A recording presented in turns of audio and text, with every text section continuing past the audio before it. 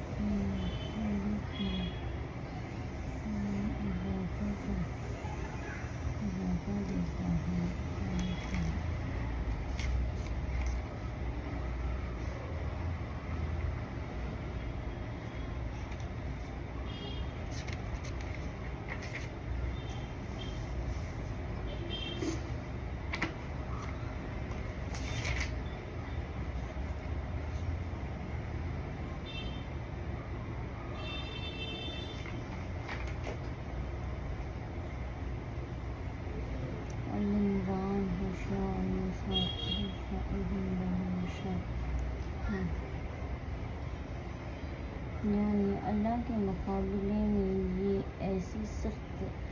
جسارت ہے کہ اگر فیصلے قیام پر نہ اٹھا رکھا گیا تو دنیا ہی میں ہر اس شخص پر عذاب نازل کر دیا جاتا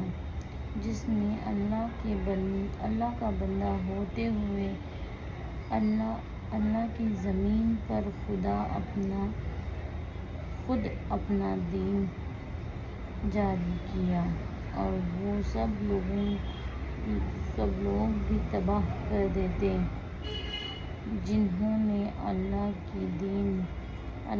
دین کو چھوڑ کر دوسروں کے بنائے ہوئے دین کو قبول کیا۔ اس کا نام سے مراد وہ شخص ہے جو نبی کریم صلی اللہ علیہ وسلم کو خدا کے عذاب سے بچانے اور جنت کی بشارت کے مستحق بنانے کے لیے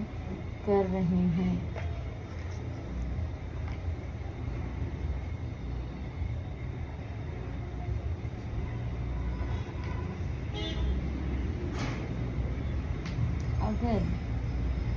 یعنی میں تم سے کوئی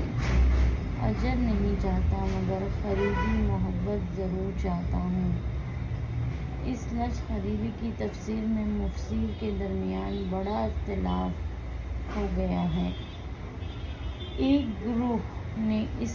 کو قربت، رشتہ داری کا معنی لیا اور اور آیت کا مطالبہ میں یہ بیان کیا گیا ہے، میں تم سے اس کام پر کوئی اجر نہیں چاہتا، مگر یہ ضرور چاہتا ہوں کہ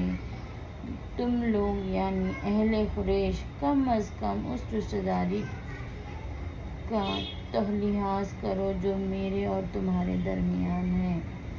چاہیے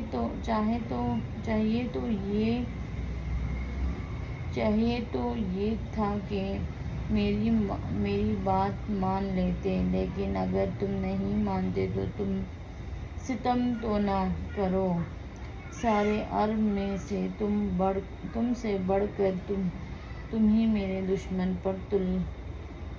گئے ہو۔ یہ حضرت عبداللہ بن عباس رضی اللہ تعالیٰ عنہ کی تفسیر ہے، جسے بکثرت روایوں کے حوالے سے امام احمد، بخاری، مسلم، ترمذی، ابن جریر طبرانی، بہقی اور ابن سعد وغیرہ ہم نے نقل کیا ہے، اور یہی تفسیر مجاہد، اکرمہ، قتادہ، ترسیدی،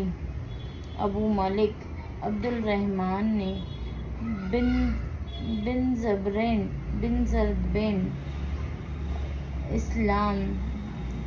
اسلام زہق، عطابن، دنیار اور دوسرے اکرمن مفسرین نے بھی بیان کی ہے۔ دوسرا گروہ خریبی کا خرب، تخریب کے معنی میں یہ لیتا ہے اور آیت کے مطالبہ میں وعلیکم السلام